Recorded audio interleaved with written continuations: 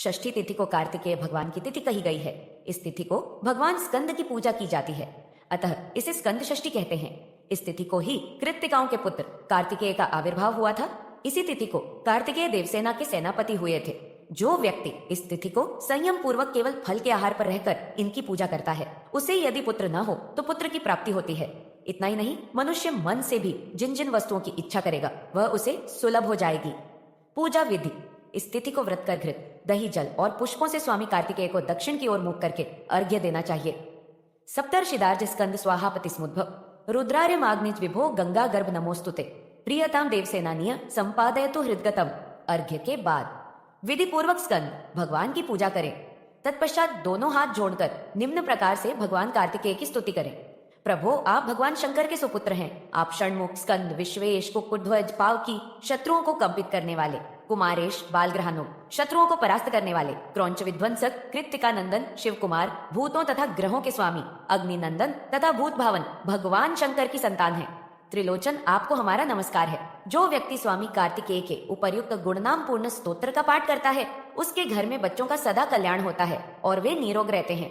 कथा। सृष्टि का विस्तार हो जाने पर देवताओं और दानवों में एक दूसरे को परास्त करने की इच्छा से सदा युद्ध होने लगा।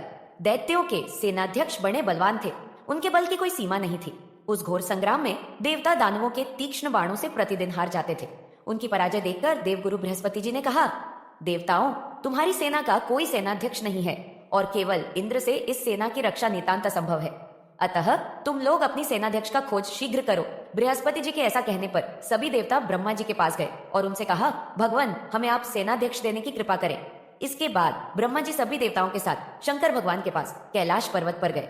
वहां पशुपति भगवान शंकर की सभी देवताओं ने स्तुति की और कहा, देवेश, दानवों के वध के लिए आप हमें सेनाध्यक्ष प्रदान करें। तब भगवान शंकर ने कहा, देवगण, आप लोग स्वस्थ एवं निश्चिंत हो जाए, मैं आप लोगों को सेनापति दूंगा। राजन यों कहकर भगवान रुद्र ने देवताओं को जाने की आज्ञा दी और पुत्रोत्पत्ति के निमित्त माता पार्वती को प्रेरित किया, जिससे भगवान स्कंद कुमार का जन्म हुआ।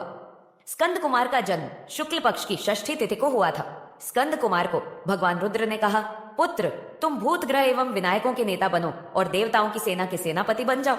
अग्नि के पुत्र होने से इनका नाम पावकी हुआ। यद्यपि इनकी माता गौरी हैं, किंतु कृत्तिकादि 6 माताओं ने इन्हें दुग्ध पान कराकर पाला था, अतः ये कार्तिकेय कहलाए। ब्रह्मा जी ने इन्हें षष्ठी तिथि प्रदान की है। जो व्यक्ति इस तिथि को केवल फल के आहार पर इनकी पूजा करता है, मनुष्य मन से भी जिन जिन वस्तुओं की इच्छा करेगा वह उसे सुलभ हो जाएगी। कथा समाप्त हुई। हमारे चैनल को सब्सक्राइब करें, वीडियो लाइक करें, शेयर करें और कमेंट करना ना भूलें। धन्यवाद।